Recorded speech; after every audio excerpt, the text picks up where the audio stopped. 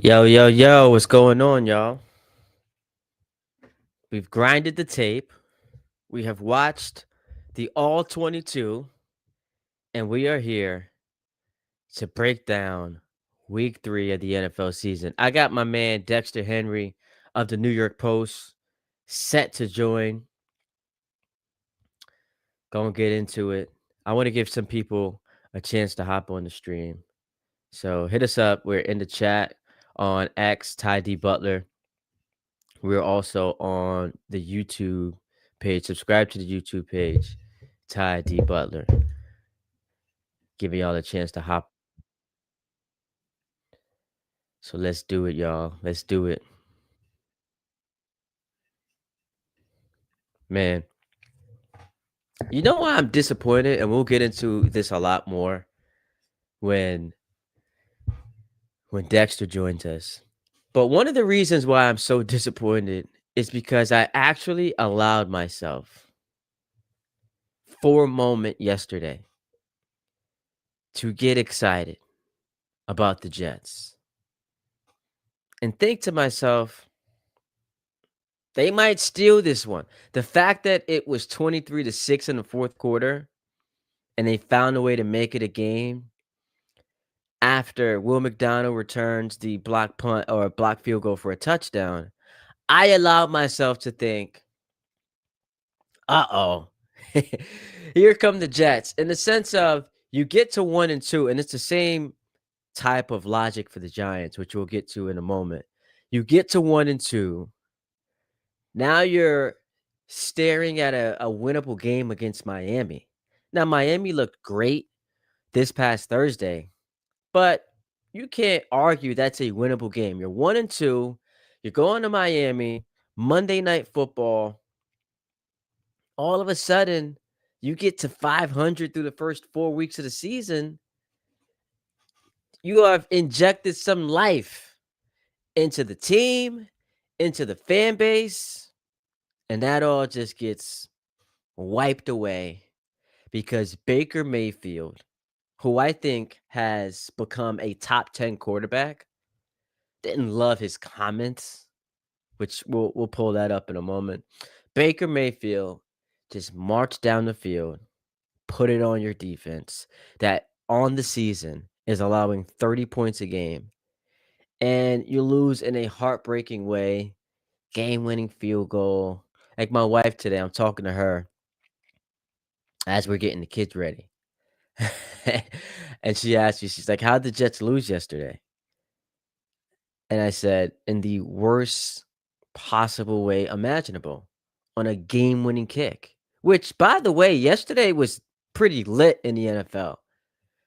All the game-winning kick situations. Now, the Eagles, miraculous win.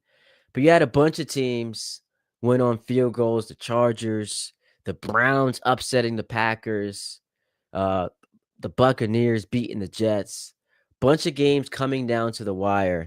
It was lit in the NFL. So hop up in the comments. I want to hear from y'all, man. Hit us up. Ty D Butler. We're on X. We are, of course, on YouTube as well. Gonna put some clips out on TikTok and Instagram. I'm disappointed that I allowed myself to emotionally get to the point where I, for a second, envisioned the Jets winning that football game. A football game they did not deserve to win. Had no business being in that situation. But happens all the time. The Browns, same thing happened to them yesterday. They're down 10-0 on the verge of another loss. And then Jordan Love starts turning the ball over. They get the benefit of a couple of those plays that go their way, and they hit a field goal to win the game. So we see it all the time. But once again, your biggest takeaway is same old Jets. Same old Jets. I've got a ton of reaction. And somehow I woke up today and I'm even more mad than I was yesterday. I'm even more upset. I did the show for ESPN Radio in New York with Mike Tannenbaum. Had a fun time for 4 hours talking about this game in particular and some of the advantages the Jets had coming in with the Bucks being down, 3 offensive linemen, the Jets looking to impose their will defensively. I know Jermaine Johnson was out, but this was your chance to put it on a Bucks team that was ravaged by injuries, and Baker was cooking you. And the thing is, what's going to get lost is that the Jets actually had 2 chances on defense to get stops to give themselves a chance to win the game. 2 opportunities. Obviously, they scored a touchdown. Baker marches them down the field. But on the possession leading to the blocked field goal after the Lazard touchdown, it's 26-20 Tampa Bay. And you force a stop, you give yourself a chance to go out and win that game on offense. That doesn't happen. Block field goal. You come back and score Will McDonald. And at that moment, it was conflicting emotions. We're going to get to Dexter Henry in a moment, New York Post Sports. Conflicting emotions.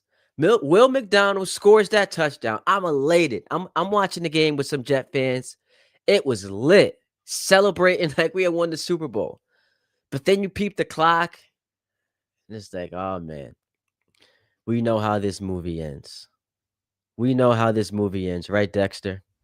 We know it. You're watching that game. We know it. Dexter Henry, my guy from the New York Post, does a fantastic job. My man is pushing content out everywhere. He's got the Mets, he's got the Liberty. But so proud of this dude, brother in this industry. Thank you, bro. Welcome him on to the show. D Henry TV is where you can find him on social media. Hit him up on X, on Instagram. Dexter, what's up, bro? Not much, man. Yesterday was a very interesting sports day. If you were in New York and the football teams, I heard you talking about the Jets. Man, Ty, I had the same feeling as you. Will McDonald made that play. I was at the office in the studio. It actually got me out my seat, Ty. I was like, oh, because listen, that was a dope play. It was a crazy athletic play. By the way, Dexter. Yes. Plays that you don't typically see happen in favor of the Jets. Fair. Like those usually go against them. Fair. And I don't know how you felt exactly about this, Ty, but I think you kind of just alluded to it. I had the feeling like, oh, okay, man, the Jets going to pull off this comeback. And then I texted one of my producers who wasn't working with me, who's a Jets fan, and I was like, yo, Jets are going to have to come back. And he texted me, but Dex, there's 149 to go. And I was like, yep, you're right. You're right. There's too much time. And I don't know. Was that a moral victory for you? No. And we're going to get to this. We're going to get to this. All right. Because I was on your show last week for the post game. And one of the things, so I didn't see this until this morning. It popped across my timeline, and it bothered me to no end. So I'm gonna try to pull it up. The screen share, because Jake Asman, who does a terrific job. Shout out to Jake. Shout out Jake. He was out in Tampa Bay at the game yesterday. Him and his crew, which is why I was filling in for him on his show. And I'm perusing the TL. And I came across this tweet. So let me try to do a screen share. Let's see how this works here on StreamYard. This is the first time I'm using StreamYard. Share screen. All right. Let's do it. So let's see if I could pull it up. You guys see that on the screen? Are you able to see? Let me add it. Here we go. Here we go. Okay. All right. So I knew it was going to be this. I knew it. I knew it. And shout out R Castle, who hopped in the comments. He says, Ty, I'm tired of this bleep emoji, man. Tired of it. This is Aaron Glenn after the Jets lost a game once again on defense to fall to 0-3 on the season, 0-3 for the first time since 2021. So, needless to say, not off to a great start this regime. But he's Mm-hmm. clapping after his defense once again could not get a stop to win the game. Week 1, we saw it against Pittsburgh. Dire need of a stop, couldn't get it done. Boswell hits a 60-yard kick to win. His Yep. defense once again coughs up a lead, and this is the reaction from Aaron Glenn. So to answer your question, D, I'm not here for the moral victories. I've seen too much losing. They haven't been to the playoffs since 2010. Bro, I was talking about this with the dudes I was watching the game with.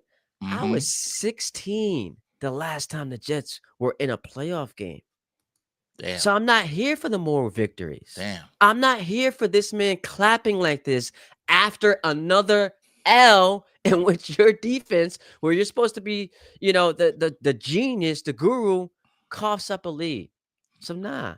I understand it. Why you're not here for it. I will not be the one saying that you should.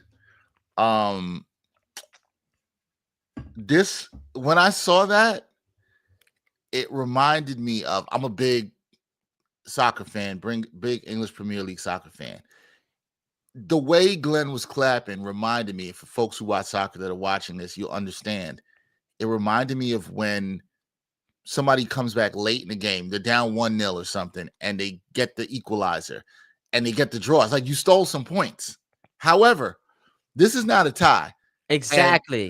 And in American sports, we don't really rock with the ties. It's Right? This is not what we do. We have ties in football, but ain't nobody happy after a tie, right? Soccer, you get it because you stole some points. You could have lost 3. You ended up getting 1. This is why they clap. That's how he looked. Because you'll see a lot of coaches do that. If they steal a win, they'll go to clap to the crowd. It's like, yo, we came back. We kind of stole some points. You can't do that. Bruh. Here's where now, to be fair, Ty. Oh, you got the other side. I'm curious to hear this. No. Let's hear it. It's not even really the other side. He did say after the game, and he's been saying that he's not about moral victories. But here's the problem. This is the problem. You can't say you're not about moral victories and then do this. You can't do that. Come on. You can't do it. It's just not a good look, right? Because it looks like you are about the moral victories. Now, I'm not saying you can't be encouraged by the fact your team came back. But I'm not even here for being encouraged. You go back 7 of the last 8 quarters, they have been thoroughly embarrassed. So yes, because Tampa Bay took its foot off the gas pedal yesterday, it allowed the Jets to get back into the game. Garrett Wilson touchdown, Alan Lazard. I mean, I don't know if he actually scored the touchdown, but they gave it to him. And then you get a blocked field goal to score another touchdown. Mm-hmm. But when I look at the last 2 games, it's been a mess. And you had one shining moment that still ended up being a loss. So, my man, you sitting here clapping after if someone comes up to you on the street right now and they're like, the Jets are the worst team in football, how are you arguing against that? You can't argue against that right now. The only way to argue against that is like the team they play next week might be worse. I mean, but that team they play next week looked pretty damn good against the Bills just Thursday night. Had a chance to win that game. Meanwhile, the Jets, we saw what they looked like against Buffalo. Yes. And you know what's going to burn the Jet fan? I think more about yesterday than anything, Ty, is that it comes down to that interception at the end of the first half. It doesn't come down to that. I don't want to say, because none of this stuff comes down to just one thing. You got the penalties, you have all that. But, man, would you like those 7 points you just gave, handed away, back? Garrett Wilson stops running his route. There's a pick. Garrett Wilson continues to run or is able to make a play on the ball in some kind of way. Maybe that doesn't happen. And he took accountability for that. I give him credit after the game. He talked about that. He did, but, like, you got to play a complete 60 minutes. And that was a losing play. And we know Garrett Wilson is better than that. But listen, if you're a Jets fan, I get it. And we'll get to the Giants too, I'm sure. I get it. I understand why you're frustrated. I understand why you're not here for the moral victories. My only pushback to that is, did we really believe Aaron Glenn was going to change the culture this quickly? But okay, so here's my problem with that question. Mm-hmm. Because this narrative last week took on a life of its own where it's like, man, it's actually the fault of the Jet fan because they had too high of expectations. And it's like, nah, I'm not here for the revisionist history, and I'm not here for hijacking narratives. Justin Fields, who this regime handpicked to be their quarterback, Fair. literally played the single worst game of his career against Buffalo last week. Had a 1.1 QBR. That coaching staff was embarrassed. I mean, Joe Brady was running circles around this coaching staff last week to the point where if there's a resume reel tape for him getting a head coaching job, show them the Jet game from last week. Mm. So if the question, and then week one, had a chance to win that game. Pittsburgh's not some world beater. You're up 9. And then it comes down to, once again, a special teams disaster. Xavier Gibson fumbles. That leads to multiple touchdowns for the Steelers. So you're losing games that in the waning minutes you have a chance to win, or you're just getting thoroughly demolished. So I hear you, man. It's not about the fact that you're 0-3.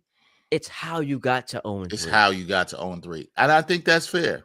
I think it's fair because the results are the results, but how it looks does matter, right? Like how are you losing? And at, here's the thing. I think this is what you were alluding to when you were on with me after the week 2 loss, Ty. At some point for Aaron Glenn, because I talked to you in the preseason, and you and I talked, and it was like, all right, man, Aaron Yeah. Glenn might come and change the culture. Yeah, but Justin he was Fields. talking crazy. I mean, he was talking crazy to the media. He pulled up to the media with his chest out. I And talking Jets fans wild. seen that before, bro, because it's like we saw this with Rex Ryan, right? At some point, you got to show the people that the players have agency. They got to execute. You got to show the people that, okay, we aren't the same old Jets. Because you just said he was talking crazy. All this talk, that ain't gonna cut it.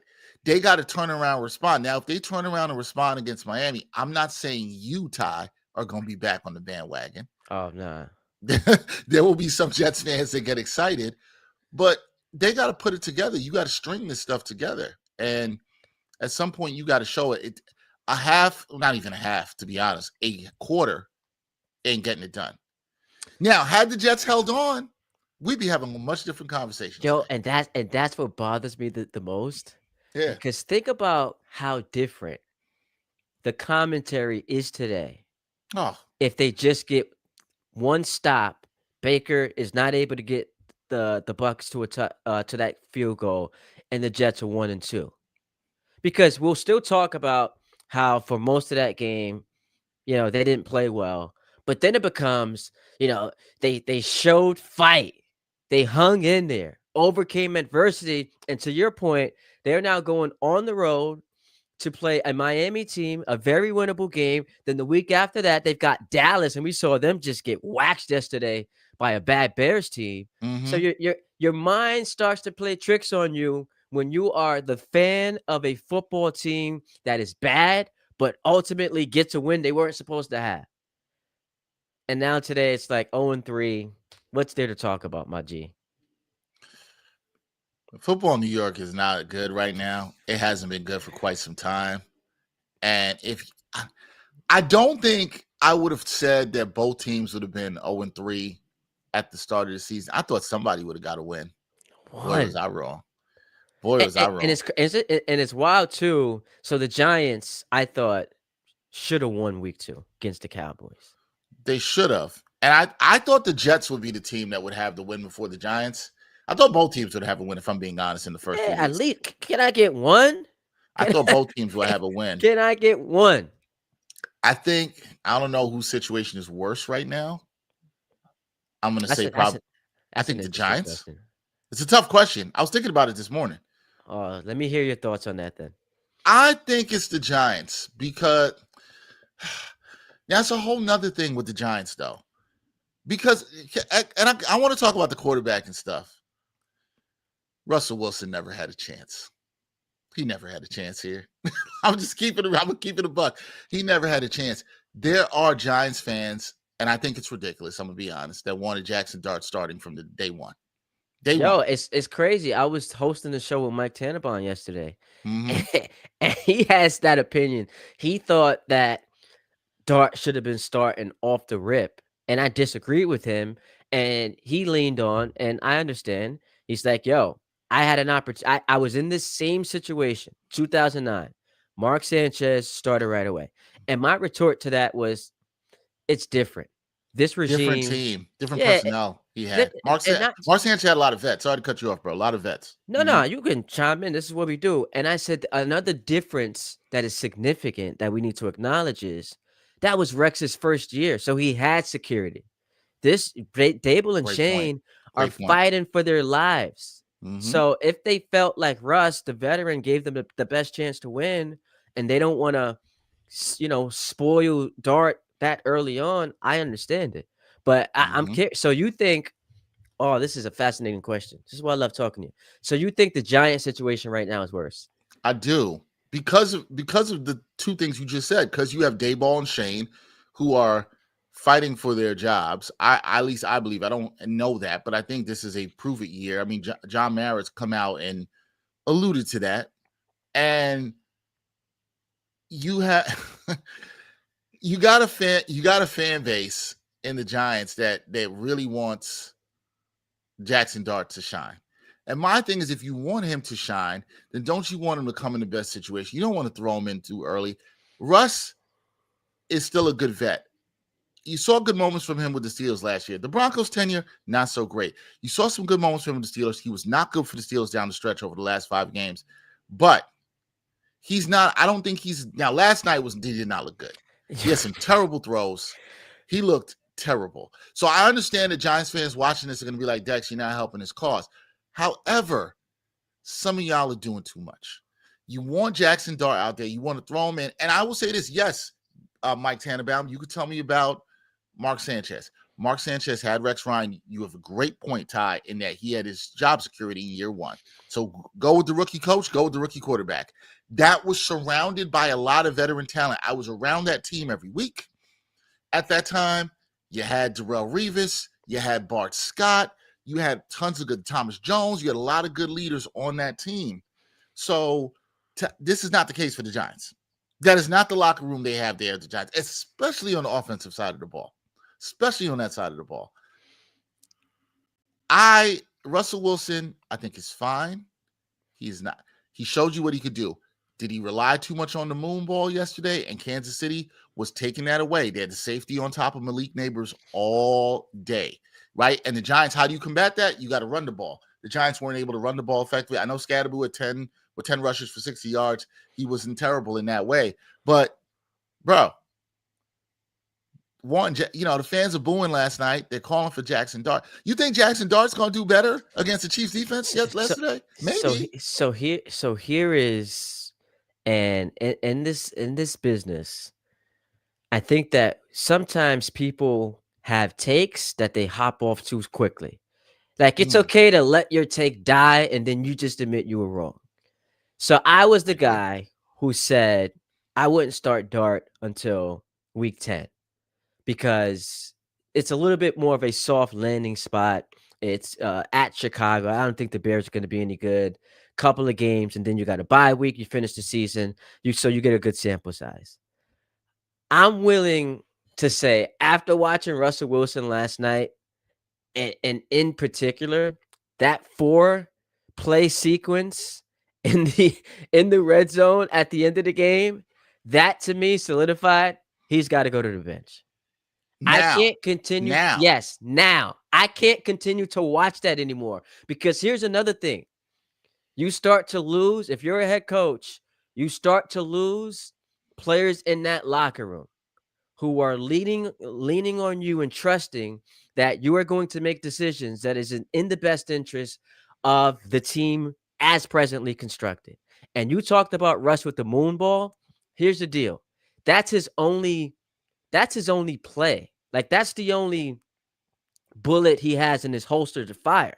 He's lost his mobility, and with the Chiefs are a great defense, so he's trying to chuck the ball deep, hoping to get guys open.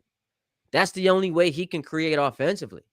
And what I saw last night, man, that thing is over. It's shot. And I get the Chargers are coming into town. It's another good defense. They might be the best team in the NFL. But so how about this? Mm-hmm. Sunday. Here's a stat I got from Jordan Renan. Shout out Jordan Renan. Sunday night was the 7th game the Giants have scored fewer than 10 points since the start of last season. That's the most in the NFL and 4 more than any other team. This is Hmm. a level of offensive ineptitude that, quite honestly, leads to coaches getting fired and Is leads this to quarterbacks getting benched. is this the worst Giants offense that we've seen under Brian Daboll? Oh, absolutely. I would agree. The Yo, other they thing that, scored 6 points in week 1 against Washington. right, this is the other thing. You know, it's not a good look. Daniel Jones is out here cooking for Yo, Indianapolis. He how is about out here that? cooking. Yo, Daniel Jones, top 5 MVP candidate right now. Yo, that's not. Listen, Balling. that's not a good look for the Giants. The Giants have now had 2 dudes that have left. We saw what Saquon did last year down to Combined 6 I-95. Yo, Saquon and Danny Dimes combined 6-0 right now. How about that? Giants fans, you got to feel some kind of way about that. And see, that's why their situation's worse than the Jets. it's all of that cooked up, Ty. All of that cooked up together with that, where you're like, why couldn't you get the most out of these dudes? Oh, yep. And that's the And thing. other people can. That's the take. So the take isn't, well, shouldn't the Giants have just kept Daniel Jones? No, that's the incorrect take. And I also said that about Saquon Barkley. Yep. The correct take is you had talented players, and obviously Saquon's on a whole different level than Daniel Jones, but you had talented players in your organization that somehow you could not put together a team good enough to get the most out of that talent. And now immediately they've gone elsewhere. This isn't like a Baker Mayfield situation where it took him a couple stops and Sam Darnold, Geno Smith. They immediately found success. And that is an indictment of Joe Shane. You've had, 4 years now to put together a better product, and you're starting a season 0-3 again? Brian Daboll, I just gave you that stat about his offenses. You've had another quarterback, and you still can't score? Yo, that sequence against KC in the red zone was awful, my G. Terrible. You talking about the one where just where they're approaching 3 minutes left? Yeah, and you he's get it like down to the chucking 4? it into the tunnel. I didn't understand that. Those That was the one where I couldn't. I was like, "Damn, Russ, this ain't look good." Look, you got him down here. You get him within 1 score. First, you had the intentional grounding penalty. Yeah, which is nuts. I'm like, all you had to do was throw it more towards the sideline where the receiver was closer. I'm forgetting who was there. You had a better chance. Then on the next play, what do they do? A designed run. Yeah. After they take the 10 yards, design run where he gets 4 yards, and you're like, what? So the play calling there made no sense to me. Then the next 2 throws were not even close. The receivers didn't have a chance. Bro, that sequence is what gets coaches fired and quarterbacks benched. Now you're right. And yeah, I think you're right about the correct take about whether somebody should keep him or not, and looking at it as, what did you do when these players were here? Did you get the most out of them? And I don't care what your profession is and what you do for work. That's what you're gonna get judged on. Did you do the most with your talent? Did you do the most at your job? Did you get the most out of whatever opportunity it is that you have? And right now it's not. So you're on the Jackson. So you're on the Jackson Dart needs to start here in week 4 train. Listen. So because the Giants scored 37 points in week 2 against what we're now learning is just a historically bad Cowboys defense. Yeah. It muted the conversation and the thirst for Jackson Dart, because Jackson Dart was so awesome in the preseason. There was an early appetite for him. But because the Giants were so good offensively in week 2, some of that conversation was muted. We've now seen them look woeful in 2 of their 3 games on offense to the point where, yeah, even I'm coming over to the side of what's the worst that could happen? What's the worst that could happen? It's fair. I can be honest with people. I think deep down, I wanted to see just I like quarterbacks sitting a little bit more. But you're right. See, I'm also somebody. I'm like you. I'm not going to get married to a take. I don't have to stay on this and lead into it all the way. I thought Jackson Dart. I know you said week 10. I thought if he came in, depending on how the Giants season went, around week 7, I thought I wouldn't be terribly upset about that if he sat that time. It's not looking good for Russ. I was hoping for the Giants we could get a little bit of black history up in here because the Giants, they haven't had any black quarterbacks to start a season. They finally get one. Yeah. Yeah, look at this mess. And Go what's ahead. crazy, bro? I wonder if fans will still be clamoring the same way if Jameis was the number 2. For Jameis Winston? Yes. So remove Jackson Dart from the picture? Yeah, no, let's say Jackson Dart was actually number 3 on the depth Well, chart. I think they would still be clamoring for So Dart. they'd be clamoring? Okay. For Dart, not Winston. It'd be they for would Dart. just pass over Jameis Winston. Well, It'd be like because that. and I Yeah. get that. I understand that because Yeah. Dart is your symbol of hope. Like Of that's hope your for the future. future. Yeah. James So Winston, you know what you got with him. You know what he is. Winston, and I love when people's like, yo, he's entertaining. Yeah, he's entertaining unless he's your quarterback because Yo. you will grow frustrated if I you're feel getting you so the much. 5 touchdown performance one week and then the very next week he's got 3 pick sixes. I don't think you're entertained by that as a fan. I completely agree. I had the same take with somebody last year when everybody was on look what Jameis is doing with the Browns. And I'm like, it's the Browns and it's Jameis Winston.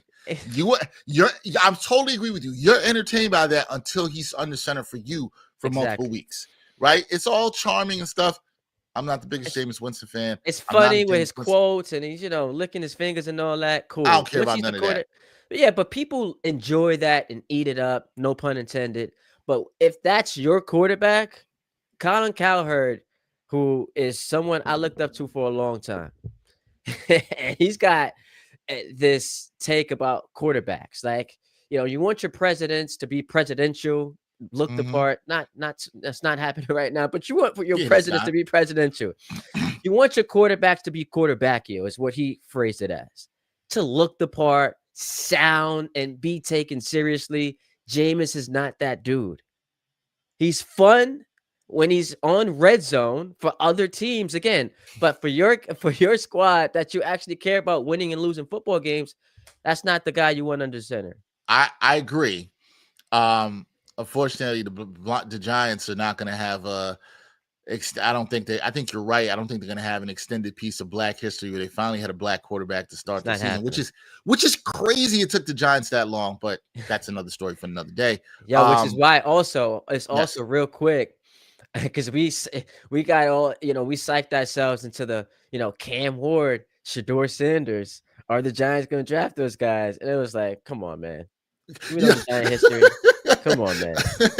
Ty's like, you know who you're dealing with here. Come on, y'all. I love the people who after that. It's a coincidence. Okay, sure. I agree with you. It's not a coincidence.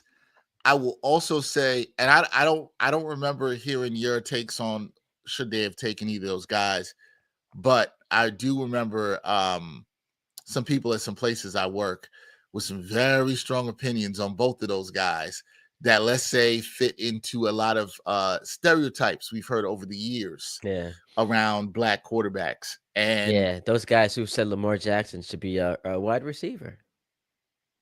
That's crazy. Some of those guys. You know why that was crazy, not to jump off the topic? Because I was very high on Lamar Jackson. I thought it was ridiculous that he dropped. I'm this is not revisionist history for me. I was looking at people like, did you not see what he was doing at Louisville in a pro-style offense, which is generally what people look for when it comes to drafting these quarterbacks, Ty. They're like, hey, I want to see that he can do these things in a pro-style offense. And when it's come to black quarterbacks historically, it's like, I don't want to see that he's just an athlete, right? You've had all this stuff. And I was like, Lamar can pass the ball. What are you guys talking about? And we've seen this proven in the NFL. So. Which, by the way, shout out. So the two biggest winners of the weekend, one of them is Bad Bunny. Now, I didn't watch the concert, But raving reviews. My wife watched it yesterday without me. Raving reviews. Everybody's talking about the Bad Bunny concert, and shout out to him, man. The residency and the success he's had this run, dope stuff. Second biggest winner, Jalen Hurts, Mm, because a lot of people very hesitant to put him in that top 5 quarterback room because, they hacked the system. Tush Push. He didn't have a passing touchdown through the first couple weeks of the season, despite the fact that 2 years ago he was second in MVP. Last year he was a Super Bowl MVP. Didn't see enough from Jalen Hurts. Did you see Jalen Hurts down 26-7 yesterday, where all he was able to do was throw the football because they needed him to get the ball down the field? Just sniping. AJ Brown here, Devontae Smith there. My man was eating that Rams defense up. hmm I don't Eating want them to. up. I literally got into I won't call it an argument, a discussion with a couple of my producers where one of my producers said that he thought Baker Mayfield was better than Jalen Hurts. And I was like, you're out of your mind. You're out of your mind. He has Baker Mayfield as a top 5 quarterback. And I was like, no. Nah. And I like Baker. I think Baker's So done do a I. tremendous job. I think But Baker's turned his career around. I yep, told him, if you want to tell me Baker's somewhere between 7 and 9, I can rock with you on that. I thought that was a little bit much. I think Jalen Hurts is not a perfect quarterback. I think he gets a little bit too much disrespected. People question the passing. You saw what he did yesterday. I don't know why people question the passing because he's played well in 2 Super Bowls. yeah. He's won a Super Bowl MVP. He was second MVP, as you mentioned last year. I don't understand why people question the passing. Sure, does he play behind a great offensive line? We all know we can squat like 600 pounds. We know he Yeah. can go with the tush push. The guy's a dope quarterback. You can win with him. He's got a very good chance to go back to back. I don't think the Eagles are quite as good as they were last year, but I don't get the disrespect for Jalen Hurts. I Well, do not think I think he's a notch below Mahomes and absolutely. Lamar and Josh Allen, And and maybe if Burrow. you want to add Joe Burrow. Yeah, he's not those He's guys. he's not those guys, but he's right there. He's that next one. And I He actually feel like he's in that class by himself. he's in the That next next class. tier. I don't know who's actually there with him. Maybe Justin Herbert. I'm not Well, quite so sure. I would say, yeah, no, Herbert, Jaden Daniels, now he's hurt again, but Yep. Jaden getting his team to an NFC championship game. Stafford, who he beat yesterday, but Stafford, I think, still is underrated. But to answer your question, the reason why there is a skepticism about Jalen is because you almost become a victim to your circumstances. He's Mm, surrounded by a lot of talent. Like, mhm. Devontae Smith and AJ Brown is one of the best wide receiver duos. He's got Saquon, who rushed for nearly 2,000 yards last year. Impeccable offensive line. Their defense was top 3 last season as well. So that's why there's a lot of skepticism. And then it's a lot of Philly bias, anti-Philly. It's the tush push. So that plays a part into it as well. I think people gotta stop hating on the tush push, right? I'm with you. Like I'm with you. where are we in sports where it's like they have they being the Eagles have drafted extremely well on both sides of the ball in the last 5 to 6 years. They have realized I don't want to call it excuse me necessarily a market inefficiency, but they've realized, hey man, we put a lot of people on here, we move this weight, we're going to be able to score. So my thing to the competition is instead of complaining, instead of crying about it, oh, we can't stop the tush push. Why don't you design your team better? Why don't you get some guys that could counter that? Why don't you scheme in terms of drafting that up? Like the level of competitiveness of people just crying about it and want to vote it out as though they're doing something that's illegal is ridiculous to me. Is it aesthetically pleasing? No, No. no, that's fine. So But stop it. no, If you don't stop it. like it, stop Yeah, it. that's And how I thought I'm always with that. Yeah. and I thought yesterday was interesting because the NFL this week had announced that they Mhm. were going to, be looking even more closely. They were going to be scrutinizing the tush push, and they didn't get called for any penalties yesterday, and still ended up winning the game. But I had this argument with Bart Scott all throughout the summer. Jalen Hurts being a top 5 quarterback, and I think if he wins again this year, bro, like what else? The dude's won what is it now? 18 straight games that he started and finished. Like at some point, He's got to get credit, man. Yeah, and Especially when he wins the way that he did yesterday, where it's yeah, can't rely on Saquon. We're not to push it. It's just all on his arm, and he won the game. yeah, and I think there was something you said that people are skeptical about him because the amount of talent he has around him. Ty, you just mentioned we just talked earlier about the Jets and another team, Mark Sanchez. He had a lot of talent around him, right? Didn't get Yeah. it done. Yep. Did get the Jets to 2 FC championship games. Not saying that is nothing, but it's not like he got it done. This man has won a Super Bowl, has played well twice in the Super Bowl. Yeah. In the Should have won biggest that game, he's first played one. well twice. It wasn't Yep. his fault. He's here's the thing about Jalen Hurts. You can say about him whether how good you think he is or not. Do you ever look at him and say, man, he's the reason this team is losing? Nope. But they No. don't lose a lot. That's the thing. That's it. They don't lose a lot. We like to bring up wins for quarterbacks and all this stuff and things when they go head to head. But when Jalen Hurts has a performance like he did yesterday, you got to put some respect on his name. You got to, because again, you hit the nail on the head. It wasn't running, it wasn't leaning on Saquon, it was leaning on his arm, and he was Fantastic. carving up that defense, dropping dimes. He was doing everything. So A really good yeah, Rams defense, by the way, that yeah. coming into the game had allowed only one passing touchdown. And they were not passing the ball or didn't have any passing touchdowns. So it was like Yeah. the two opposite extremes, and it came together. And Jalen Hurts performed well when it mattered the most. And we say we judge people on that all the time. Well, he came up when it mattered the most. All right, couple things I want to throw at you, just as far as the Giants and Jets are concerned. So, 0-6 to start the season. They are 113 and 219. 113, 219 and 1 in their last 10 seasons combined. So it's been ugly football for a decade here. And sprinkled in there, you have 2 playoff appearances for the Giants, but it's been nasty. Bobby Okereke Mm-hmm. toward the end of the first half yesterday. Patrick Mahomes and this was just uncharacteristically like a bad decision for Mahomes. Throws the ball behind the line of scrimmage. I don't remember if it was to Pacheco or Kareem Hunt, but threw the ball to the running back behind the line of scrimmage, which is now a fumble. Bobby Okereke has it in his hands and either can score a touchdown, or if he goes down, the Giants are set up excellent field position to end the first half. And somehow he allows Mahomes to take the ball back from him. And I'm like, dog, big as you are, you got to hold on to the football. So do you think, because I'm watching this and I'm like, yo, the Giants might have a chance to win this game. Do you think that if that play goes differently, because it's 6-6 at the time, if that play goes differently, the Giants come out with the W last night? Or you think they just Kansas City is just better than them and that's why they won? Like if I had to bet on it, I still am always going to trust Patrick Mahomes to find a way. I'm not going against him there, but I do think that changes the game. It puts more pressure on him. The Giants' defense actually was not bad last night. When you look at it, the Chiefs had to work for those 22 points they got. I mean, I think it changes the game and put the Giants in a better position to close. Maybe it gives Russell Wilson some confidence. Maybe he doesn't throw his second pick. I think the game's more competitive. I'll say that much. I won't go far as saying they'll win. Why do the Giants keep entering games with kickers who are hurt? Yo, I'm so glad you brought that up because I didn't know anything about that till the broadcast started. And I think it was Mike Tirico, or I remember it was him or Chris Collinsworth that mentioned it.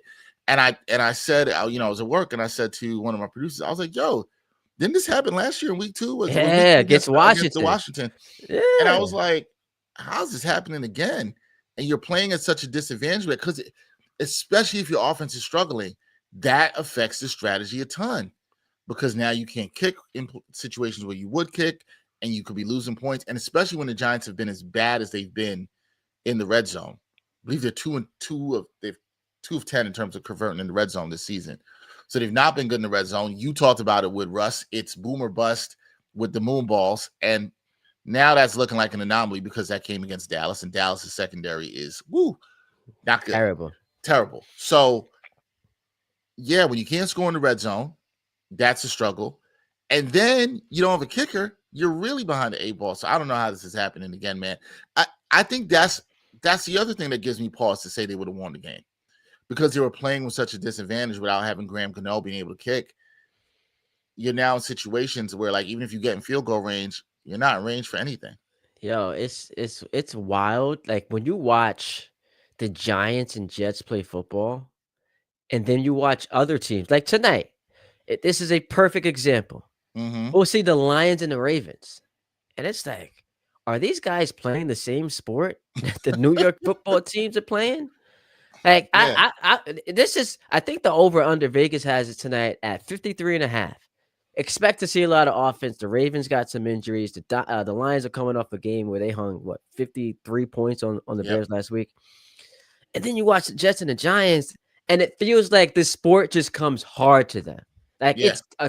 they score, but it's tough. It's a grind it out where these other teams are just running up and down the field. Listen, some of that there's a lot of things to that.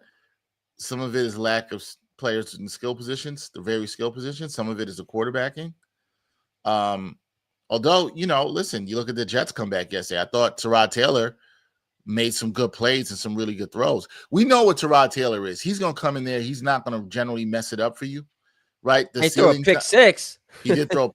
Granted, some of that is on his receiver on that one, but yeah, he did throw a pick six. The ceiling's not high. We know the floor is high with Tyrod Taylor. We know the floor is high, right? He can win you some games. He can hold it down.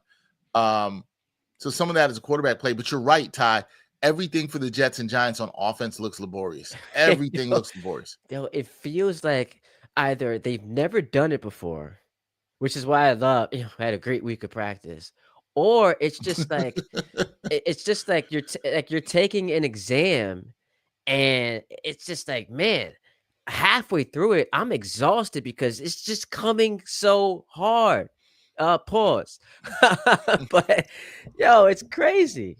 Yo, it is crazy. And the Jets in particular, I mean, there's just times where they look outclassed. Like the Jets. Wait, there's times where they look outclassed. Where there's good thing good thing as they're looking outclassed at times, we have this going for us. Hey man, Good thing we got this. Hey, sometimes you gotta encourage the troops. You know what I'm saying? You gotta clap it. You gotta clap it up. Clap it up for a team that's 0-3 on the season and that just blew another fourth quarter lead because this defensive genius who was supposed to come in here and change the culture. Yeah, that culture. How that culture's looking? Coach is looking like the same old Jets to me. But go ahead, continue. When does it? How long? It's funny because I remember you were on me last week. Which, if you didn't watch Ty's interview with me last week after week 2, Ty brought the energy. Let's just put it like that, and I appreciated it. I'm wondering when is Aaron Glenn run out of rope? Because it's so weird to talk about this in a coach in year one. And you mentioned something earlier, Ty, about how people are trying to change the narrative about Jets fans' expectations and all this other stuff, and I don't think that's fair. I'm with you. I don't think it's fair at all. I think that Aaron Glenn deserves some time to get this done. But I can understand both sides. I understand why fans are like, yo, I'm tired of hearing this, man. Yo, we got to see something. Listen, he does deserve time. And then I got Big Mars coming at me. If you guys can see this on the stream, he's like, I'm upset too, but expecting a culture change in 3 games is absolutely moronic and 100% on you for thinking it would change that quickly. So these are the people I'm talking about that have flipped the script. So it's my fault. The Jets are 0-3. Their defense is giving up an average of 30 points a game. But according to guys like Big Mars, it's my fault. Yo, you see how distorted this logic is? What I think they're missing in what you're saying is, and you said this earlier on the show, is that you're not, when you talked about, I think for you, you correct me if I'm wrong, Ty, I think for you, when you're talking about seeing the culture change, it wasn't totally about wins, but it's more about how it looks on the field. The discipline, which you and I talked about last week, absolutely, and the penalties were still coming. The stupid penalties that you're seeing. If the Jets still lost all these games to Pittsburgh, if they still lost to Buffalo, they still lost here this week in week 3. Right? But you saw that in the game, their discipline, They're not making stupid mistakes. You would be like, oh, they're right. They're knocking on the If I door. yo, check this out. If I saw Justin Fields for 3 weeks play the way that he did in week 1, if I did not see them get annihilated by Buffalo, who then in week 3 against Miami, a team that, we're talking about firing their head coach, actually looked pretty good or, played Mm-hmm. them pretty well. If I did not see them have their starting quarterback play the worst game of his career, and then yesterday for 3 quarters, 6 points. What am I supposed to do with that? Yeah, 6 points. More penalties, Yeah, offense looks anemic. What am I supposed to do with yeah, 6 because points? that's the thing, and let's just keep it a buck. That's the thing that the Jet fan was sold with Aaron Glenn. Everything you heard about Robert Saleh was, and correct me if I'm wrong, Ty, we're both in New York, we're both covering this team. Oh, Robert Saleh didn't have these guys ready to play. They weren't disciplined. They were not on the stuff. You saw the penalties, you saw the defensive miscues, all this other stuff. We keep putting it on the head coach, and I don't disagree that it shouldn't be on the head coach. Not what I'm saying. But what I am saying is, if you're going to say you're going to change the culture of the New York Jets, it is not solely, it is about wins and losses and results. But it also is what Ty is saying about how it looks. Because if you're getting your ass kicked all the time and you're getting penalties, you're making dumb plays, and the same thing is happening over and over, well, you can't be mad if somebody says same old Jets. How You many can't be mad about that. Yeah, and how many times am I watching this defense? Yo, Baker Mayfield running down the field untouched. I mean, missed tackles. They're down 3 offensive linemen, bro. Bucky Irvin's running wild. One sack. Baker, as I said, One 1 sack sack yesterday for the yesterday. Jets. Baker's running wild on a critical there. It's the 26-20. Jets get a Mm-hmm. stop, and this is before the block field goal. They get a stop. They get the ball on offense, chance to win the game. Here goes Baker running down the field untouched. Like, what's happening on defense? Yeah, there were times, I will say, for 3 quarters yesterday and pretty much the entire game against the Bills in week 2, the Jets looked lost. They looked outclassed. You talked about how they were outcoached, which is absolutely true in week 2. Absolutely outcoached. And I'm also don't want to, I'm not saying that is shade to Aaron Glenn, because I understand Aaron Glenn is a rookie coach, and there are going to be some times through this season where he's going to get outcoached. Well, what's it going to come down to? How he learns from that. I understand all that. But what you can't do, you sold the team and the general public, particularly on discipline, particularly on that and accountability. Now, Aaron Glenn has held up his part with the accountability. Xavier Gibson has a big fumble against Pittsburgh. He got him up out of here. I hear all that. But and I forgot, I don't remember if it wasn't you I talked to that day, but it was like, hey, well, let's see how that translates in going forward. We haven't seen the mistakes cleaned up on defense yet. Not at all. I haven't Not seen at that all. translate. And I'm really intrigued to see if you want to sell me on. I know the people out there who are drinking the green Kool-Aid. They're going to tell you, Ty, well, Dex, you got it, or Ty, you look at how the Jets played in the 4th quarter. That'll translate over to next week. Maybe. Yeah, you know what the problem is with that analysis? I think the Buccaneers got caught with their pants down. They started to feel like, and you could understand this, we're up. The Jets aren't good. So they took their foot off the gas pedal, and it Mm-hmm. allowed Tyrod to move the ball down the field. So I don't look at it as like some 4th quarter masterpiece from the Jets. I think that's more about Tampa Bay taking them lightly. We're up. And also, by the way, and this is why when I was trying to sell people on how they could be optimistic coming into this game, if you're a Jet fan, Mm. you see who Tampa Bay has on their schedule next week? The I actually don't Philadelphia, know who they the play. Philadelphia Eagles. Mm. So there is an element of, all right, this game's over. We're on to Philly next week. It's a big test.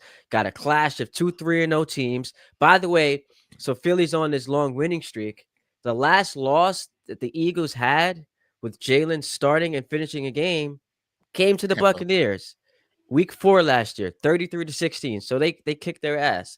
So they're looking ahead to that. Yeah, and that happens in sports. It's natural. Like, I'm not saying you shouldn't take anything away from the Jets coming back, but they also came back to be let down. Yeah, and They, that's they that's the stomach punch for me. yeah, That's just as And a Jets fan, and every Jet fan knew it. knew Yep. that even with that great play by Will McDonald, Yep. shout out to Will McDonald, you made an amazing play. You're right. That will kind of be forgotten because you Mm-hmm. didn't win, right? And the defense couldn't come up with a stop. And that's the thing. You just got a great play on special teams. Amazing play. That Ty said at the beginning of the show doesn't happen for the Jets. Yo, that usually goes against the Jets, and that's why I'm so annoyed with myself because the people I was with watching the game can attest to this. I, for a second, allowed myself to celebrate and to think we might win this game. And then I looked at the clock. It's like, oh yeah, it's still 2 minutes left. I'm like, I know how this story ends. I Yep. know how I'm going to be let down. And it happened. But that's why I'm annoyed with myself. No Setting Mike the Evans. expectations for that game too damn high. No Mike Evans. The Jets didn't. Winning. Listen, this is cliche, but it's true. Winning teams find ways to win. Losing teams find ways to lose. The Jets found themselves a way to lose. They could not. As you mentioned, down 3 offensive linemen. You couldn't get any pressure on Baker Mayfield all day. You made mistakes in the first half. You had dumb penalties, and you couldn't get a stop when it counted. And I'd asked you, I think in week 2, were you concerned about this Jets defense? I'm at the point where I think I am worried. And here's the other point. This is why I don't remember the guy on Twitter. Was it Mars? The dude on Twitter that's Yeah, coming at Big you? Mars coming at me. Hey, man, you can't blame Ty or anybody else for looking at this and saying, hey, Aaron Glenn is the head coach. I got a defensive-minded head coach. Defense is supposed to be the calling card. And the defense is getting the ball moved on them all the time. Yeah, yo, so if they were losing, and that's the funny part, and this is where the context matters. As we keep talking about, it's not just that you're 0-3, it's how you're losing. If they're losing these games 10-7, 13-10, and you can at least hang your hat on defensive-minded head coach, he's got that defense, playing very well. They just don't have the quarterback play to get them to where they need to be. Can't be mad at that. Now I'll crush them because you still pick Justin Fields to be your quarterback and he's not looking good. But at least there's something I can hang my hat on. What am I? And I said this to you on your show last week. Yeah. What am I coming away from watching this team being encouraged by? Yeah, you did ask me that, and that was after week 2, and I feel like it's worth. I mean, at week 3, somebody's not me, but somebody's going to tell you, Ty. They're going to say, "Well, the fourth quarter," and Oh I'm my like, goodness. Come on. "Really?" Stop it. I want to say, "Really?" We're talking about 15 minutes. Cut it I'm out. not saying that the comeback didn't matter at all, but you can't act like what happened before that didn't matter, and you can't act what happened in the last 149 didn't matter. See, you can't pick and choose what you Yeah, want they to cherry do. picking. They You cherry can't do picking. that. You got to That's look what at the we're doing. totality. All right, let me hit you with this Yeah. real quick. It is related to the New York Football Giants. Brian Dable, you gonna fire him? Now? Yeah. Nah. All right. How about this? Better question. So they've got the Chargers in Week 4. Could we agree? I know it's West Coast team traveling to the East Coast trap game. We're leaning toward the Giants don't win that game, correct? I have no reason to believe the Giants will win that game. Okay, so at that point, they are 0-4, now going into New Orleans to play a bad Saints team They led better by win that game. Spencer Rattler. Okay, so you just said they better win that game. Can I cut you off right there? I'm gonna just say this right here. If the Giants lose against the Chargers and then lose somehow to the Saints, I rarely say it's about a coach. You got to go. All right, that was going to be my question to you. I was just about to ask you that. What happens All right, to the jump coach? ahead. You got here's my only thing. That's generally not how the Giants operate. That's generally not how they get down. What should they do in your eyes if they're 0-5? You just lost to the Saints. You got to go. Oh man, I'll tell you what. I don't wish for any of that, but if that happens, that is a great week of content for all of us. But here's why. But can I tell you why they can't fire him? Why? Let me guess. I think you might say They can't fire him. Who do they have after the Saints? They got the Eagles on a short week. That's a Thursday night game. Yeah, so that could be part of it. The problem is you have the short week, and then what do you do? This all depends on like who's starting for quarterback. Are you going to throw Jackson Dart in against the Eagles? And Probably not. that's why they can't fire him, because you need to see, like, they drafted this quarterback. So you need to see this head coach have a chance to coach this quarterback. I could also say, I'm just playing devil's advocate here, Ty.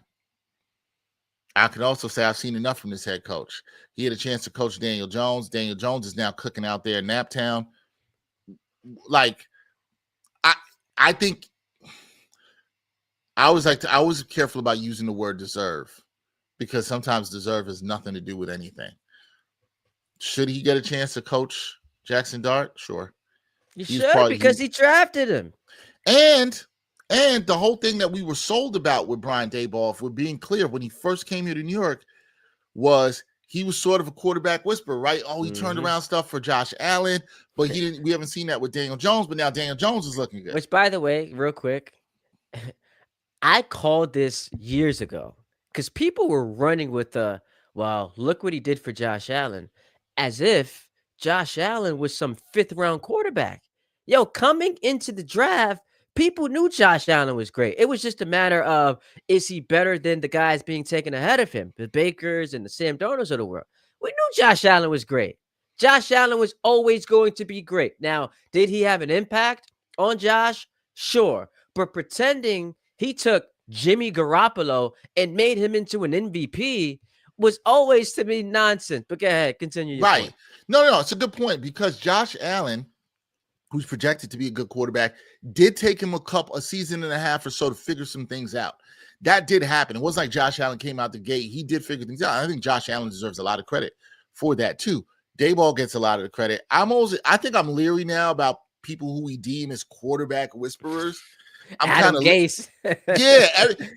Because you know what happens at Ty? When those dudes don't develop a quarterback the way people expect them to, we never hear anything about it. We just let it go. We don't say, oh, we were wrong on that. And listen, a lot of people in the media do this. You say something about somebody, oh, Brian Daboll's a quarterback whisperer. Well, how come he couldn't do it with Daniel Jones? How come? Listen, maybe it's the system. Because I do believe in that. Like, sometimes I think we call players busts when they don't pan out, and we don't criticize teams enough, systems enough, development enough. Well, maybe they didn't develop him. If he's such a quarterback whisperer, how come Russ looked like he did last night? Yeah, and Brady's got, and I know I brought up Colin earlier, plugging his show again. Brady was on with Cowherd and did like 5 minutes, and it was brilliant on the lack of the development of quarterbacks in today's game. Yeah. How like that just has been missed, and we're seeing it a lot. I think so much of it, though, is what we're actually seeing here. We're talking about in New York. You got these fans that are impatient. A lot of these teams are impatient, and they want everything instant. And, oh, we want Jackson Dart out there because we drafted him this year. Is that the best situation for him? But to go back to answering your question, yeah, I think you got to think about firing Brian Daboll if you're 0-5 and you just lost to the Saints. Yo. But I think you're right because of what you have coming up, and whether or not you give him a chance to coach Jackson Dart, etc., is why you're going to give him a shot. I also just don't think that's not the Giants' way. The Giant way isn't firing a coach after 5 games. That is more jet-like. That is not the Giant way. Yo, chill out, man. Chill out, bro. Yeah, but you didn't say I was wrong, because you know I'm not wrong. And you know the Jets would do. I mean, what they did it last year. Nah, yo, which was nuts. You're right. Which was so nuts. So nuts. They're playing, they are heading into a week where they're about to play for first place against Buffalo, and you fired your head coach. Yo, but so let's play that scenario out. Yes. And we've done an hour on this, man. I just love talking to you. No, man, it's great. It's great. All good. So they lose to the Chargers. They then lose to the Saints. Thursday night game, reigning champs at home. You're 0-5. Yikes. That building Remember last year we saw the planes flying over MetLife Stadium, sending messages to John Mara? That building, you talk about on tilt. I don't even know if I customarily use the phrase on tilt, but that building's gonna be on tilt. That's gonna be one of them games where some people might pull out the paper bags and throw them over their face. We haven't seen that in a while. They might pull the paper bags out Yo, and throw them over the face. So people might wear shirts. Here's my thing about fans, and I get it with the NFL. I say this all the time. This doesn't happen enough in New York because people will just show up. If you don't like the product, why are you showing up? Right? You want to really send a message to ownership and don't show up. yeah, but what if you're a season ticket holder? Sunk costs, they're gonna be bad anyway. Why you gotta sit out there and watch that? In the cold? You want to show up to have your voice be heard. I think your voice is the loudest by not showing up.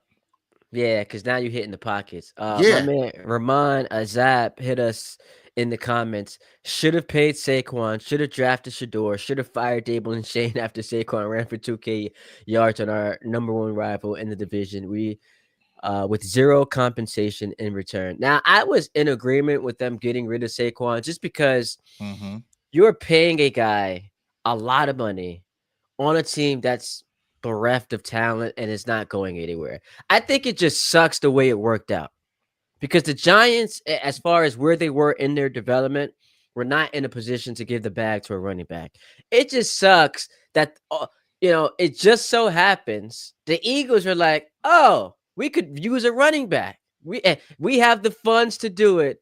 And he goes to Philly and wins the Super Bowl, bro. Like, how crazy is that? How crazy is that? I agree with you. It's a bad break because of development. I don't kill the Giants as much for that one. The Daniel Jones thing is not looking good. That's not looking good. And I'm not a Daniel Jones believer, but I killed them for not being in a better position to retain and get the most out of those guys. And that's from a roster construction standpoint, and that's a head coaching standpoint. I think that's fair. I think that's fair. I think it's fair to criticize them for that. The guy on this team I worry a lot about, and I've talked about this in some other shows and stuff I've been on.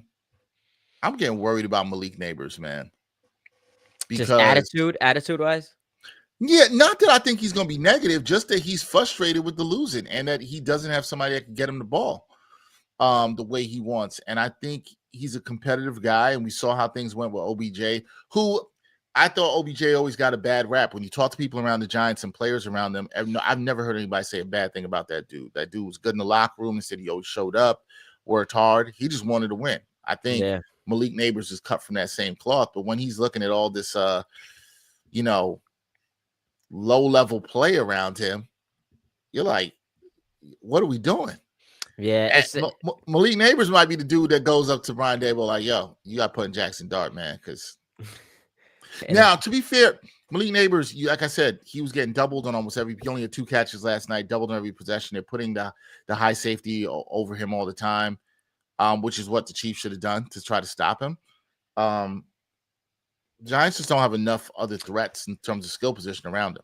But my pushback to that, and I get it, Spags obviously is a mastermind, and, Giant fans know that very well. Yep.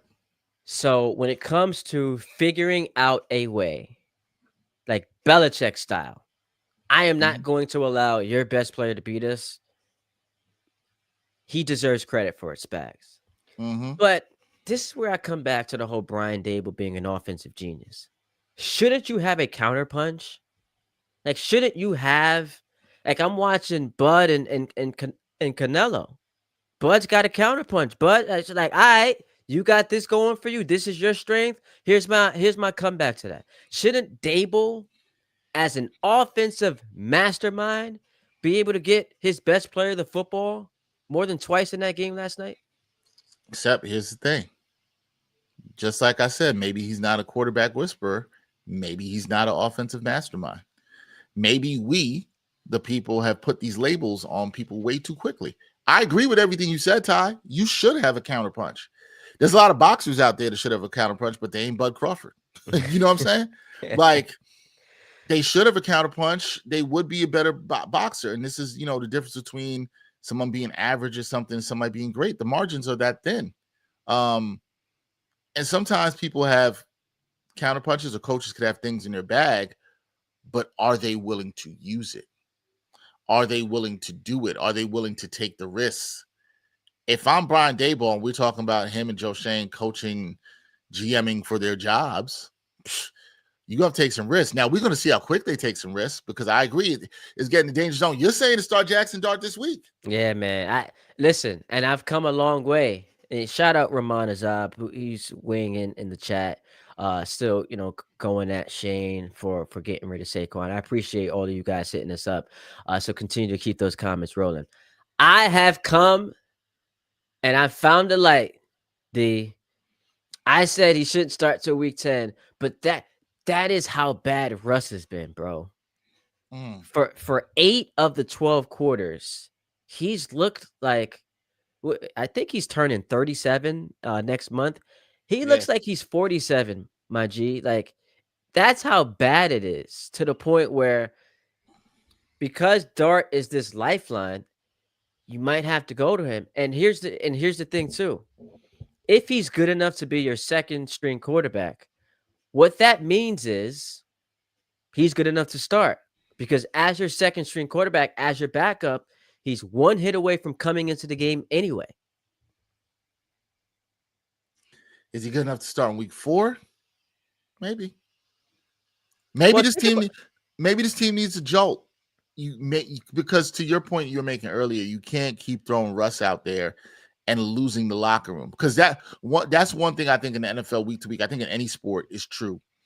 If guys don't feel the leadership, the coaching, the front office is giving them the best chance to win, you will lose that locker room. Yeah, man. You will lose that locker room. And particularly in the NFL, where the quarterback, and I do agree with Colin Cowherd on this, you need to look and act the part. Yeah. If you're acting a little goofy out there, bruh, nah, man, nobody's here for that. I'm not here for it personally. I think some people got to look the part in the part they're in. Mm-hmm. You know what I'm saying? Like you gotta do that. And so I'm not saying Russ is acting goofy, just to be clear, because we weren't talking about him. But Russ is not executing. Russ is not delivering at a competent level right now, outside of playing the incompetent Dallas Cowboys defense. Yep. So, and what's that going to look like? What's that going to look like against a really good Chargers defense next week? Right. But do you want to throw? Are you cool with throwing Jackson Dart in that situation, or you're just kind of like, yo, it can't be worse? I have now come to this question. To answer that question, this is the question I'm like toying with. What's the worst that can happen for Jackson Dart? Do we think like his growth is going to be stunted? Like, if he's not ready? Because again, I keep coming back to this. You are asking, are you comfortable throwing him out there in week 4 against the Chargers? Here's the deal. You have a 37-year-old starting quarterback. If he gets hit the wrong way and he's in concussion protocol, Jackson Dart's coming in anyway. So you obviously got to feel like he's good enough to play now. Because you have him as number 2 and not Jameis Winston. Yeah. I'm wondering, I hear you. I think people always think, I'm not saying this is right. People, I think about, when you're bringing in a quarterback like this, can you give him a quote unquote soft landing spot, right?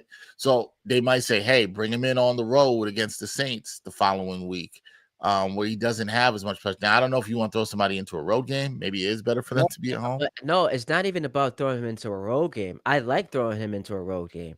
Do you want him to play 2 games in 4 days? Because it's Saints, Eagles. Right. That's the thing. That's why it makes sense. Who do they have after the Eagles? Week 8. Let me look this up real quick. After the Eagles, they've got the Broncos. Denver. In Denver. And then the Eagles again. And the Broncos, I thought they were going to be good. They stink right now. Here's the problem with the Giants' schedule and why I had them winning 5 games this year.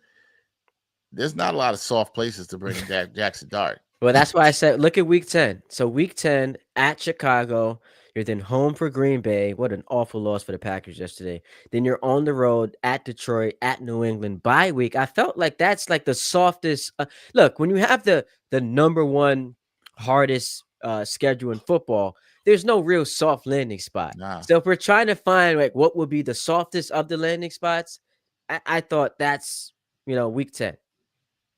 that's fair. And then you look at the Giants closing out the season after the Lions. They got Patriots on the road, home for the Commanders, home for the Vikings, at the Raiders, and then home for the Cowboys to close the season. I mean, yeah, so you're saying get them at the Bears game, get them in. I don't think it's a terrible spot to bring him in. It is tough It's if you gonna come really, sooner, bro. If the offense looks like this, it's gonna come sooner. but you make a good point because it's like if Russell Wilson gets knocked out of a game and he's got to come in, sometimes you got to throw somebody in the fire, man. You got to jump in the pot while the water's hot, and you got to start cooking. And either he will or he won't. Giants fans, I'm sure everybody wants tomorrow yesterday, so they want to find out now. But this, I'll tell you what, Wednesday is going to be very interesting to hear what Brian Daboll says, because the noise got a little louder last night. I will say that the noise got a lot louder last night because Russ didn't look good. And had Russ scored around 3 minutes and gave themselves a shot where they had 2 timeouts and could stop the ball, I think it would have quieted some of that noise. And it's national TV. It's a standalone It's national TV. game. He was, 18-32. He throws 2 picks. Yeah, I think that would have quieted. Even him just getting them back in the game, that would have bought him some. But he didn't do that, and the throws look so bad. They look so bad. Last thing on the Giants in chat, no update on Tyrone Tracy Jr., who left the game last night. Yes. So the flip side of that, and why this was such a gut punch, Kansas City is beatable, man. The Giants could have won that game. Now, I didn't pick them, but it was a game that you certainly going into it, even if you didn't pick them, felt like, all right, they could hang around. Mm-hmm. They win the game last night. They're 1-2. Mm-hmm. And now you've got the Chargers, who are 3-0, coming West Coast to East Coast. There's an opportunity to steal one there. You get to 2-2. Now you're in New Orleans. That's a W. You're 3-2. So that's the magnitude of last night. That's how huge that game was, and why I brought up the Bobby Okereke play. Like, yo, you're a couple of plays away from stealing that. And all of a sudden, we're having a different conversation about the season. Now, maybe this is the best case scenario because it expedites the process of getting Jackson Dart into the game as the starter. But they could have won that, man. Yeah, man. They could have. You're right. The Chiefs are beatable. They don't. They're really bereft of receivers right now. I mean, you got Juju Smith-Schuster and Hollywood Brown. This is not Patrick Mahomes' best, and they're aging Travis Kelce. They're not actually killing you out there with the passing game. Patrick Mahomes is still Patrick Mahomes, and he'll make stuff happen. But they were beatable. The Chiefs' defense is good, but the Giants' defense didn't play bad. I think if there's one thing you encourage from a Giants fan, unlike the Jets, is I thought their defense was good. All right, so let me ask you this. You this. Is it that their defense was good, or the Kansas City, who for a year and 3 games hasn't been able to score points? It's a bit of both, to be honest. It's a bit of both. Like, because we haven't seen it's a good point, because when the Giants went up against a really good offense in Dallas, and Dallas's offense is dope. I know they didn't show it against the Bears yesterday in the second half, but their offense can put up points. The Giants couldn't stop them, right? The Giants can stop them with 25 seconds left the week before. They couldn't stop them. The problem for the Giants is the secondary is a little shaky. We know the pass rush they can get, but yeah, they didn't really get to Mahomes as much as you would have liked last night. It showed some good things at times, but I think the Giants defense, I don't think it's bad. No, it's not somewhere bad. In the middle. But I think it's not as good as what we thought it was going to be, though.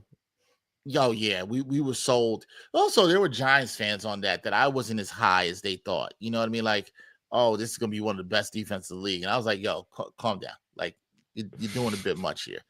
I think their average could trend in the right direction. I could see at the end of the year us looking at the defense and being like, it's a lot better. I'll put it like this. I have more confidence in the defense being better at the end of the year for this Giants team than I do the offense right now. Oh, yeah. I mean, absolutely. A lot of that has to do is we don't know who's going to be under center at quarterback. But listen, man, these Jackson Dart calls are not going anywhere Nowhere. anytime soon. And that's why the Giants situation is worse. Like I said, they're you've got the calls for the quarterback. The Jets, I think most Jets fans are like Justin Fields, even though Tyrod Taylor played better in the second half, Justin Fields is gonna be back once because you got to see what you have with Justin Fields. Oh, isn't that funny? Um, so coming, and we can end on this. Yeah. The funniest thing was, and I had a lot to do with it. Could we have a quarterback controversy on our hands if Tyrod plays well and the Jets win the game? Is it possible that once Justin Fields clears concussion protocol, Glenn is like, we're gonna stick with Tyrod? And that's the funniest thing considering what ended up unfolding yesterday. Yeah, but here's the thing. I have not. Maybe I've missed this. I did ask this yesterday when I was doing a video on the Jets. You're not really hearing the Jets fan base clamoring for Tyrod Taylor. Yo, listen, pick 6, bro, and another turnover. We got hit on his blind side. After that, did he have a better game than Russell Wilson? Yes, he did. I mean, you and I had better games than Russell Wilson. We didn't even play yesterday. Right. Yeah, no Jet fan is clamoring for Tyrod Taylor. The Giants fans have been clamoring for Jackson Dart from the day he was drafted. Yeah. Right? I also think it matters just a little bit here. Just saying, Giants ain't never started a black quarterback. We know we'll get down here. The Jets who have done this before, the Jets backup is also black. Yeah. Some of that they started Geno Smith after benching Eli Manning, and that didn't go well. And can we be honest about that, Ty? Geno Smith deserves another start. Everybody knows that.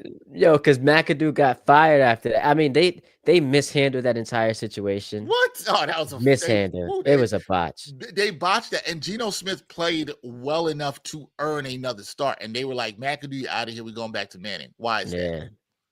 McAdoo got them to the playoffs the year before. Who you got tonight? Lions, Ravens. I'm going Lions. Really? On the road in Baltimore. Yeah. Baltimore's down some starters on defense. They are down some starters on defense. I'm going Lions. I think the Lions are riding high off of that win they had last week where they put up 50 plus. I liked how their offense was moving. I think it'll be a little challenge for Ravens. I think it's going to be a high scoring game. Yo, hell yeah. I do think Detroit's going to win. I think Dan Campbell is showing people he's a damn good coach. And some of you guys out there may have thought it was just about my coordinators. Nah, I'm doing fine without them. I think Dan Campbell's a good coach. Where was that good coach in week 1 when they got blasted by Green Bay? Yeah, it happens. Green Bay is dope, but week 3 is so weird, bro. Green Bay looked amazing. I'm telling Packers fans they might be the best team in football, and then they went and lost to the Browns. I know the Browns defense is good, but you can't lose that game. You cannot lose that game. The Falcons, I felt good about them yesterday. They got 30-0. Bro. You want to know how good I felt about the Falcons yesterday? I chose the Falcons in my survivor pool. Oh, no. And they got, I was like, I said, I understand it's Carolina's home opener. I think the Falcons were 6.5-point favorites. Yeah, 5.5. I saw 5.5. And that was one of those picks where I was like, you know what? This is one where I can get a team like the Falcons out the way. I get a little advantage. I don't have to use a good team. I'll get the Falcons out of here. Because you can't trust the Falcons because they're the Falcons, right? You don't want to have to use them late. So I got the Falcons out, and they get shut out and embarrassed by the Panthers. Bro, they didn't just lose because, at least Green Bay lost on a game-winning kick. Right. They got dusted. I chose Green Bay in one of my survivor pool picks. I went with Green Bay. So I'm not happy about that. Yeah, I had a Jet fan. One of my producers yesterday. Guess who he went with in his survivor pool? He's a Jets fan, and he took Tampa. And I had to ask him, how did you feel when the Jets took the lead, thinking your team's going to win, but then Tampa came back and you're still alive in the survivor pool? That's a weird one because you're rooting for your team, but then you're like, I can't. That's why I'll never bet against the Jets. I'm never taking yeah, another like Buffalo is going to be a popular pick. When Buffalo was hosting the Jets later in I think that's actually the last week of the season. So Buffalo might not have anything to play for. But I can never bet against the Jets in the Survivor Pool. It's just weird. He did it. At least he's alive. He's alive in the Survivor Pool. I'm not. I took the Falcons. That probably was stupid. What you got coming up this week, man? Let the people Uh, know. this week I have I got an interview coming up with Warren Moon that'll be out. We'll talk to him about some stuff about the quarterback in New York, so that should be fun. I'll be at Knicks Content Day tomorrow, so we'll have some stuff from there. Knicks Content basketball's almost back. You know I'm excited about that. Ty. Yeah, So same that's here, good. bro. Then other stuff we got cooking. I mean, next weekend we'll react to the Jets play Monday night, Giants play Sunday. We'll react to those games. Got that coming up. Some more stuff for New York Out Game, taking fan mailbag questions on the Knicks. So some more good stuff coming up as well. Hold up, I haven't heard you talk about the Mets podcast. Yeah, I was just about to say that. The Mets new episode dropping in about an hour, straight out of Flushing. You can check that out. New York Post Sports YouTube channel. Also a new episode of Liberty Lately, final one of the season, coming up in 3 minutes, dropping at 11 o'clock on the New York Post Sports YouTube channel. So a lot of stuff going on. Good stuff. One of the biggest, and we can close out here. One of the biggest takeaways I had from watching the Liberty lose Friday night is how hard it is to repeat, man. You need injury luck. Like that grind of playing extra games, like wears on you mentally, emotionally, and physically. The Liberty were dealing with a bunch of injuries. So whenever you get back-to-backs in any sport you watch, you get the back-to-back champion. I think we need to give them more credit because the Liberty, it just not how that the health was not on their side this year. And they were in it late, but you know, unfortunately weren't able to get it done. Yeah, the health wasn't on their side. I think if you would have told me back in early June when they were 9-0 at the start of the season and everything was rolling, I was like, man, this team is better than last year. They're deeper than last year. It didn't work out like that. Depth is only good when you have it. When you don't have it anymore, it's not as good. And I just think the ladies were never able to fully get on the same page and get healthy for enough stretch of a time to put it together. So it's an interesting offseason for the Liberty, how Jonathan Kolb and the team will retool. There's a lot of questions. Will Sandy Brondello be back? We'll know that in the next couple of days. What's the core? As far as decisions in the core in the team, you're not going to know that for a while because there's a lot going on with the W. What will the new CBA look like? When will that come down? Will there be a lockout? Might be a lockout, yeah. There's going to be 2 expansion drafts.